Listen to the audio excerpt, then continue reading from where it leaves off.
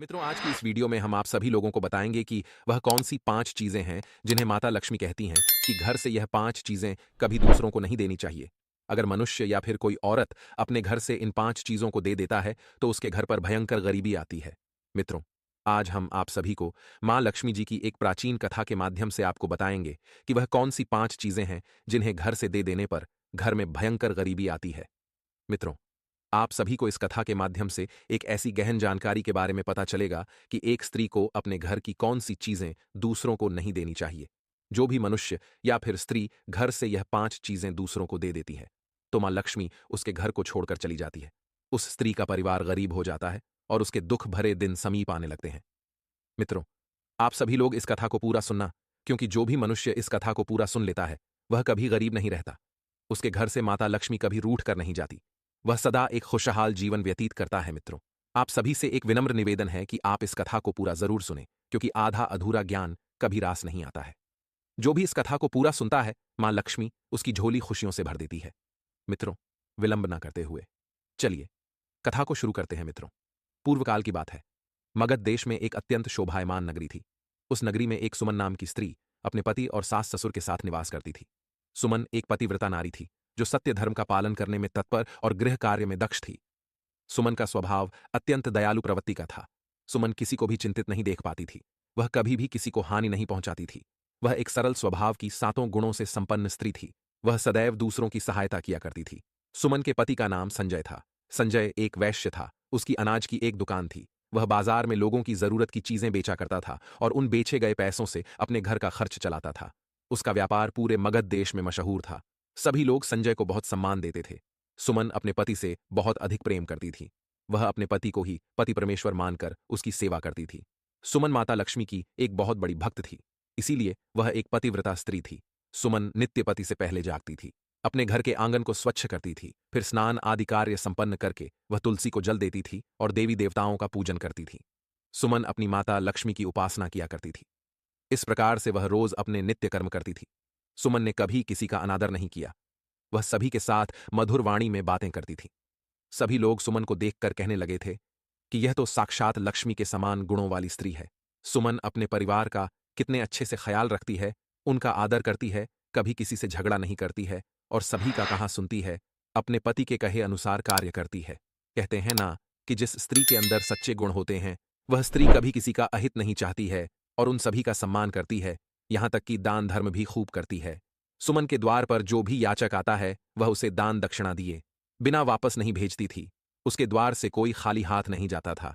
जो भी भूखा उसके द्वार पर आता तो वह उसे भरपेट भोजन करवाकर ही लौटाया करती थी, जिससे उसके द्वार पर आए हुए सभी याचक अत्यंत प्रसन्न होकर उसे आशीर्वाद देकर ही जाते थे। इतना ही नहीं, सुमन अपने पड़ोसियों की भी सहायता करती थी। उसके पड़ोस में जो भी गरीब और दुखी लोग रहते थे उन्हें भी वह नित्य भोजन दिया करती थी। पड़ोसियों को जिन जिन चीजों की आवश्यकता होती थी सुमन उसे बिना विचार किए ही दे दिया करती थी, जिस कारण से सुमन के पड़ोसी भी उसका बहुत अधिक सम्मान करते थे। वे कहते थे, अहो, यह सुमन तो साक्षात देवी है। साक्षात मां अन्नपूर्णा ने ही सुमन के रूप में जन्म लिया है। लोग जब भी सुमन की प्रशंसा करते थे तो वे सभी उसके विषय में अच्छी बातें ही कहते, लेकिन लोगों की बातें सुनकर भी सुमन ने कभी घमंड नहीं किया। वह उन सभी से आदर और सम्मान से के साथ ही बातें किया करती थी। फिर एक दिन की बात है, सुमन की एक पड़ोसन उसके घर पर आती है। तब सुमन कुछ काम कर रही थी। जब सुमन ने अपने पड़ोसन ने सुमन को अपने घर आया देखा तब सुमन उसका स्वागत करती है और बड़े प्रेम से उससे कहती है, अरे बहन, आज आप हमारे घर में तुम्हारा स्वागत है। कोई अनहोनी हुई है? क्या आज किस कारण से तुम्हारा मेरे घर में आगमन हुआ है? यदि कोई समस्या है तो उसे मुझसे बताओ, या तुमको किसी वस्तु की आवश्यकता हो तो मुझसे मांग लो। मैं तुम्हारी अवश्य मदद करूंगी। तब सुमन की पड़ोसन कहती है, हे सुमन बहन, आज मेरे घर पर बहुत से रिश्तेदार आ गए हैं। उनके लिए मैं भोजन बना रही हूँ, इसीलिए मैं तुम्हारे पास रोटी बनाने के लिए चकला बेलन और तवा मांगने आई हूँ। यदि तुम कुछ समय के लिए मुझे चकला बेलन और तवा दे दोगी तो बड़ी कृपा होगी। मैं काम हो जाने के बाद तुम्हें जल्दी ही तुम्हारा सामान तुमको लौटा दूंगी। तब सुमन कहती है, अरे बहन, इसमें क्या बड़ी बात है, ले लो। वैसे भी मैंने एक और चकला बेलन ले रखा है, और वैसे भी अभी मुझे चकला बेलन की कोई आवश्यकता नहीं है। इसीलिए तुम मेरा चकला बेलन और तवा ले जा सकती हो। रुको, मैं अभी तुम्हें लाकर देती हूँ। फिर सुमन रसोई घर में जाती है और रसोई घर से चकला बेलन और तवा लाकर उस पड़ोसन को देती है। तब पड़ोसन कहती है, हे बहन, तुम्हारा बहुत बहुत धन्यवाद। आज तुमने मेरा काम सफल कर दिया। मैं अपने मेहमानों को भोजन कराकर तुम्हारा चकला बेलन जल्दी से लौटा देती हूँ। अगर मुझे तुमको ये चकला बेलन देने में थोड़ा विलंब हो जाए तो मुझसे क्रोधित मत होना। तब सुमन कहती है, हे बहन, चिंता की कोई बात नहीं है। जब तुम्हारा कार्य पूर्ण हो जाएगा तब तुम मुझे लौटा देना। अब सुमन की इतनी बात सुनने के बाद वह पड़ोसन सुमन का चकला बेलन और तवा लेकर उसके घर से अपने घर को चली जाती है। कुछ समय बाद अन्य एक स्त्री सुमन के घर पर आती है। सुमन उसका भी बड़े ही प्रेम के साथ में स्वागत करती है और पूछती है, पधारो बहन, आज तुम्हें मुझसे कौन सा काम आन पड़ा है? ऐसे तो आप कभी भी हमारे घर पर नहीं आती हैं। जरूर कोई ना कोई बात है। आप संकोच न करो और मुझसे बताओ कि तुम्हें मुझसे क्या चाहिए। मैं तुम्हारी मदद अवश्य करूंगी। तब वह स्त्री कहती है, अरे बहन, मेरे घर में बहुत गंदगी हो गई है और मेरे घर की साफ सफाई करनी है। लेकिन मुझे साफ सफाई करने के लिए मेरे पास कुछ भी नहीं है और उतने पैसे भी नहीं है कि मैं साफ सफाई के लिए झाड़ू खरीद पाऊं। इसीलिए मैं तुम्हारे पास झाड़ू मांगने के लिए आई हूँ। यदि तुम्हें कोई समस्या ना हो तो कृपा करके मुझे अपने घर की झाड़ू दे दो। मैं अपना घर साफ करके तुम्हें झाड़ू लौटा दूंगी। सुमन बिना विचार किए ही कहती है, अरे बहन, बस झाड़ू ही तो है, इसमें क्या समस्या हो सकती है? अरे तुम चिंता मत करो, अभी मैं तुम्हें अपने घर की झाड़ू लाकर देती हूँ। इतना कहकर सुमन घर के अंदर जाती है और झाड़ू लेकर आती है और उस स्त्री को दे देती है। वह स्त्री सुमन के घर की झाड़ू लेकर वहां से चली जाती है। फिर कुछ दिनों के बाद अन्य एक स्त्री सुमन के घर पर आती है। सुमन उसका भी बड़े प्रेम से स्वागत करती है और सुमन कहती है, अरे पधारो बहन, क्या बात है? आज मेरे घर पर आपका किस कारण से आना हुआ है? तुम्हें जो कुछ भी चाहिए तुम निसंकोच होकर कहो, मैं तुम्हारी सहायता करने का प्रयास अवश्य करूंगी। तब वह स्त्री कहती है, अरे सुमन बहन, सुना है तुम बड़ी दयालु हो। तुम्हारे बारे में गांव का प्रत्येक मनुष्य बात करता है। मैंने उनसे ही तुम्हारे बारे में बहुत सुना है कि तुम सभी की बहुत मदद करती रहती हो। इसीलिए बहन, मैं तुम्हारे पास एक छोटी सी मदद मांगने के लिए आई हूँ। तब सुमन कहती, हे प्यारी बहन, आप तनिक भी संकोच मत करिए। तुम्हें जो कुछ भी चाहिए वह मुझसे मांग लो बहन। अगर तुम्हारे द्वारा मांगी गई चीज मेरे पास हुई तो मैं अवश्य ही दूंगी। यदि मेरे बस में होगा तो मैं मना नहीं करूंगी। मैं तुम्हारी सहायता अवश्य करूंगी। तब वह स्त्री कहती है, हे सुमन बहन, आज मेरी बेटी को देखने के लिए लड़के वाले आ रहे हैं। इसीलिए मैं चिंता में हूँ, क्योंकि मेरे पास पहनने के लिए एक भी गहना नहीं है। तो मैं अपनी बेटी को पहनने के लिए क्या दूं? उसके पास पहनने के लिए अच्छे वस्त्र भी नहीं है। इसीलिए कृपा करके मुझे आप थोड़े गहने और वस्त्र उधार में दे दीजिए। केवल एक दिन के लिए जब लड़के वाले मेरी पुत्री को देखकर चले जाएंगे तो मैं तुम्हारे गहने तुमको वापस लौटा दूंगी। उस पड़ोसन ने अपनी बात ऐसे करुण स्वर में कही कि बस इतनी सी बात है। अरे बहन, तुम चिंता मत करो, तुम्हारी पुत्री मेरी पुत्री की ही भांति है। उसकी सहायता मैं अवश्य करूंगी। मैं अभी तुम्हें मेरे गहने और साड़ी लेकर देती हूँ, जिसे पहनकर तुम्हारी पुत्री राजकुमारी की तरह लगेगी। अब सुमन जल्दी से अपने अंदर जाती है और गहने और साड़ी लेकर आती है और उस पड़ोसन को दे देती है। वह पड़ोसन प्रसन्न हो जाती है। फिर सुमन के गहने और साड़ी लेकर चली जाती है। अब इसी काम के चक्कर में शाम हो जाती है। तभी अचानक से अन्य एक पड़ोसन सुमन के घर पर आ जाती है। सुमन उसका भी बड़े प्रेम से स्वागत करती है और अपनी उस पड़ोसन से कहती है, पधारो बहन, आज किस कारण से मेरे घर पर आना हुआ? बताओ, मैं तुम्हारी किस प्रकार से सहायता कर सकती हूँ? तुम्हें जो कुछ चाहिए निसंकोच होकर कहो, मैं तुम्हारी मदद जरूर करूंगी। सुमन की बात सुनकर वह पड़ोसन सुमन से कहती है, हे सुमन बहन, तुम बड़ी ही दयालु हो और तुम सभी की सहायता करती हो। इसीलिए मैं तुम्हारे पास आई हूँ। मेरा बच्चा भूखा है और मेरे पास उसे पिलाने के लिए दूध नहीं है। इसीलिए मैं तुम्हारे पास दूध मांगने के लिए आई हूँ। अगर तुम मुझे अपने घर से थोड़ा सा दूध दे देती तो तुम्हारी मुझ पर बड़ी कृपा होती। तब सुमन अपनी उस पड़ोसन से कहती है, अरे बहन, इसमें कौन सी बड़ी बात है? लो, अभी मैं तुम्हें रसोई घर से लाकर दूध दे देती हूँ। अपनी उस पड़ोसन से इतना कहकर सुमन रसोई घर में जाती है और एक पात्र में थोड़ा सा दूध लेकर आती है और उस पड़ोसन को दे देती है, जिससे वह पड़ोसन प्रसन्न होकर सुमन से उस दूध से भरे हुए पात्र को लेकर चली जाती है। इस प्रकार से सुमन अपने सभी पड़ोसियों की सहायता करती है। उसके बाद सुमन भी प्रसन्न होकर घर के कार्यों को करने में लगती है। फिर रात होते ही सुमन का पति घर पर वापस लौट आता है। तब सुमन अपने पति को प्रणाम करती है, उसकी खूब सेवा करती है और अपने पति के लिए भोजन आदि का प्रबंध करती है। उसके बाद वे दोनों भोजन आदि करके चैन से सो जाते हैं। फिर उसके दूसरे दिन जब वे दोनों जागते हैं तभी अचानक से उनके द्वार को कोई खटखटाने लगता है। फिर सुमन द्वार को खोलती है तो देखती है कि एक आदमी उसके द्वार पर खड़ा हुआ है। तब सुमन उस व्यक्ति से पूछते हुए कहती है कि, अरे भाई, तुम कौन हो और यूं दरवाजे को क्यों खटखटा रहे हो? सुमन की बात सुनकर वह व्यक्ति उससे कहता है, कि मैं आपके पति की दुकान में साथ काम करता हूँ और मैं आपके पास इसलिए आया हूँ कि आज मैं जब दुकान खोलने के लिए गया तब मैंने देखा दुकान का ताला टूटा हुआ है और दुकान के अंदर जाकर देखकर तो दुकान का सारा धन सारा सामान गायब था। मुझे तो लगता है कि कल रात को किसी ने आपकी दुकान लूट ली है और सारा दुकान का सारा सामान चुरा लिया है। यह बात सुनकर सुमन बहुत ही भयभीत हो जाती है और दौड़ते हुए अपने पति के पास पहुंच जाती है। उसके बाद अपने पति को उठाती है। फिर वह अचानक से विलाप करने लगती है और अपने पति से विलाप करते हुए कहती है कि, सुनो जी, अभी आपकी दुकान में काम करने वाला व्यक्ति आया था। वह कह रहा था कि हमारी दुकान में चोरी हो गई है। अब हमारा क्या होगा? सुमन की बात सुनकर उसका पति भी भयभीत हो जाता है और बिस्तर से नीचे उतरकर भागते हुए अपनी दुकान पर पहुंच जाता है।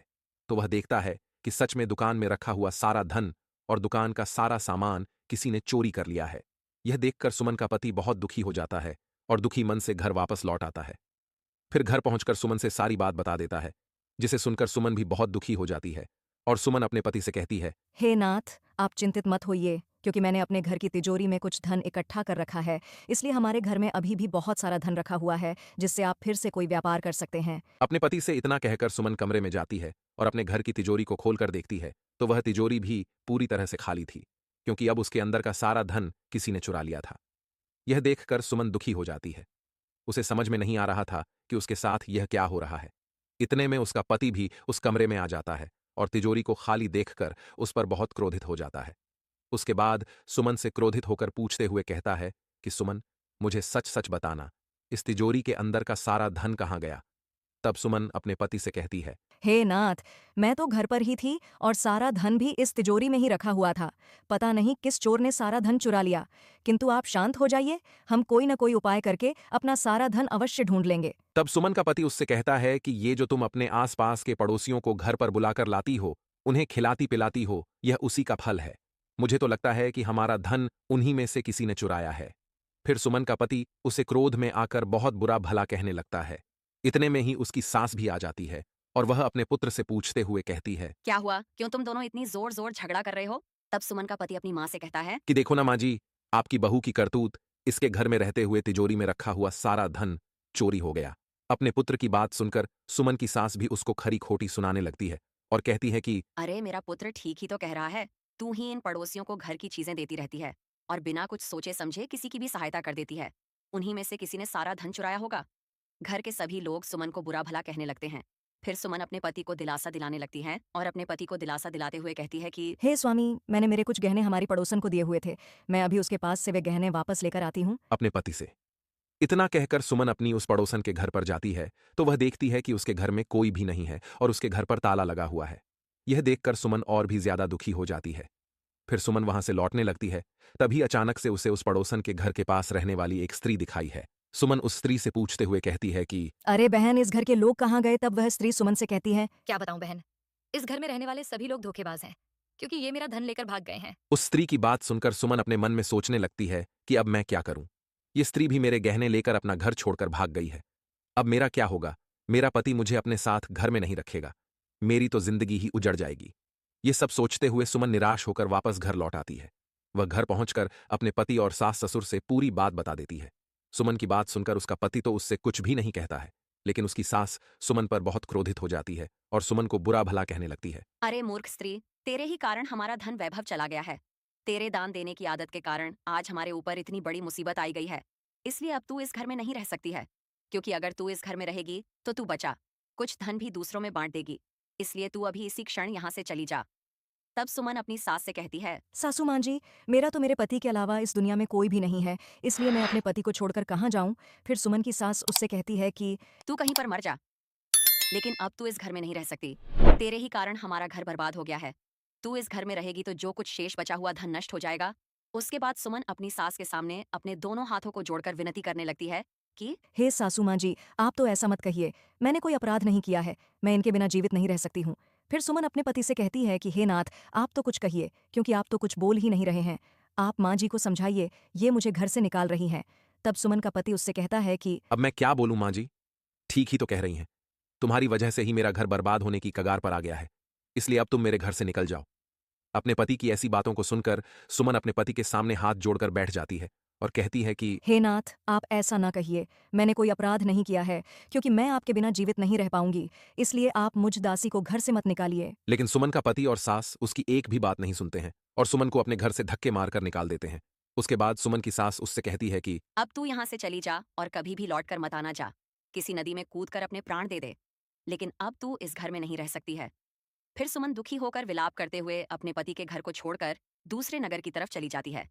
चलते चलते सुमन माता लक्ष्मी जी के मंदिर में पहुंच जाती है और माँ लक्ष्मी से प्रार्थना करते हुए कहती हैं, हे माम लक्ष्मी, मैंने ऐसा कौन सा पाप किया है जो मेरी ऐसी दुर्दशा हुई है? क्योंकि मैं तो नित्य आपकी पूजा अर्चना किया करती थी, फिर भी आपने मेरा घर क्यों छोड़ दिया? कृपया आप मुझे बताइए कि माँ, मैंने ऐसा कौन सा अपराध किया जो आप मुझसे रूठ गई हैं? उसके बाद सुमन वहीं पर बैठकर अपने मन में सोचने लगती है कि यदि मेरे पति मुझे स्वीकार नहीं करेंगे तो मैं जीवित रहकर क्या करूंगी? और यदि मेरे ही कारण मेरे पति की यह दुर्दशा हुई है तो मेरा इस दुनिया में जीवित रहने का कोई अधिकार नहीं है। अपने मन में इतना सोचकर सुमन अपने प्राण देने के लिए नदी की तरफ जाने लगती है और नदी के पास पहुंचकर सुमन माता लक्ष्मी जी से प्रार्थना करते हुए कहती है कि हे माँ लक्ष्मी, मैं जीवित नहीं रहना चाहती हूँ, इसलिए अब मैं अपने प्राण देने जा रही हूँ। और यदि मेरे द्वारा आपकी पूजा में कोई कमी रह गई हो तो मुझे माफ़ कर देना, क्योंकि मैं अपने पति के बिना जीवित नहीं रह सकती हूँ।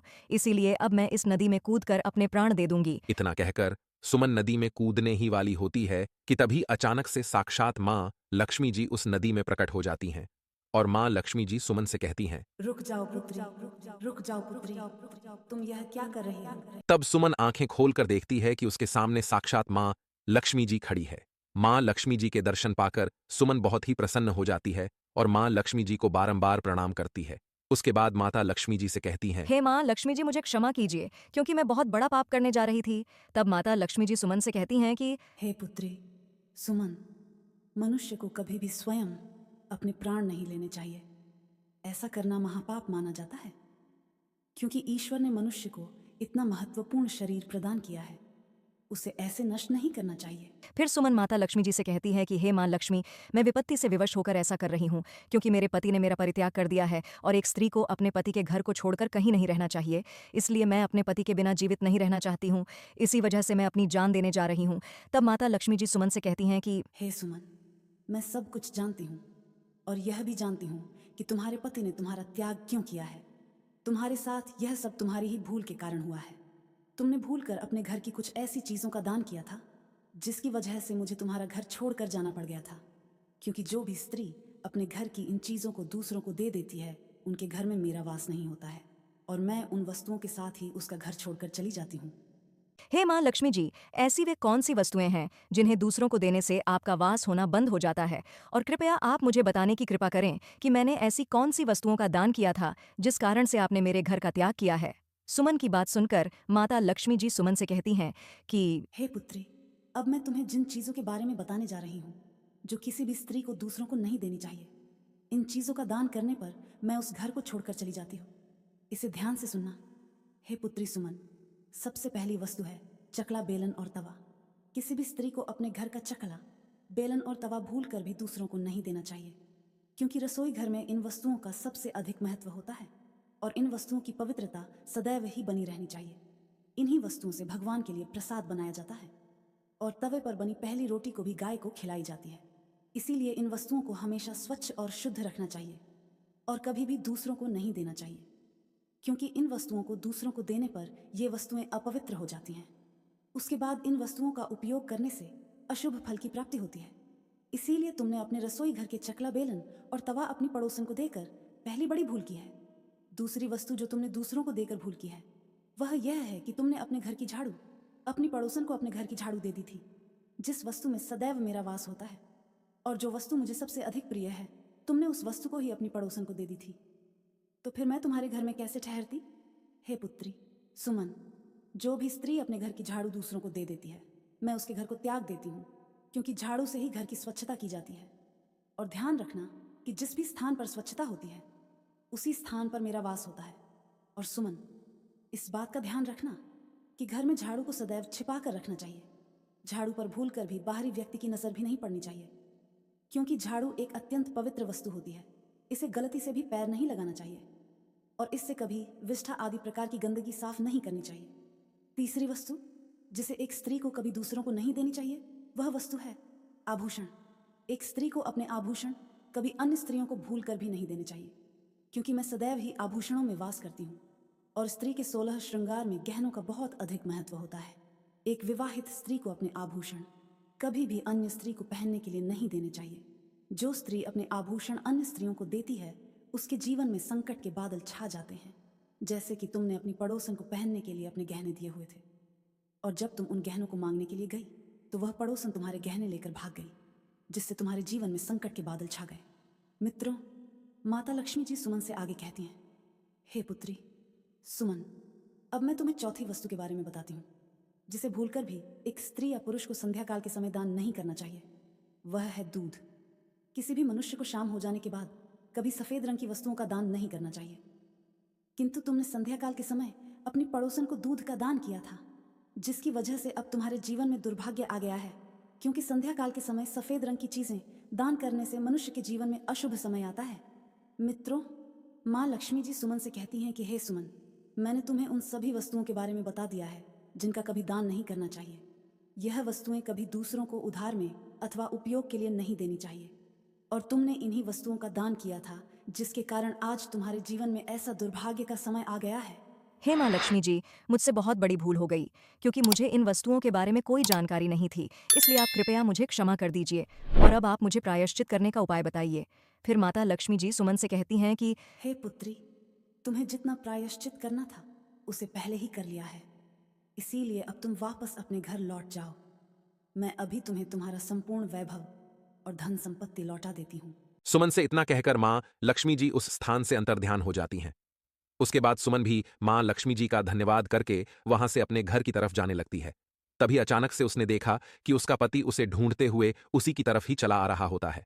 उसके बाद सुमन का पति उसके पास पहुंचकर उससे क्षमा मांगने लगता है और सुमन से क्षमा मांगते हुए कहता है कि हे प्रिय, तुम मुझे क्षमा कर दो।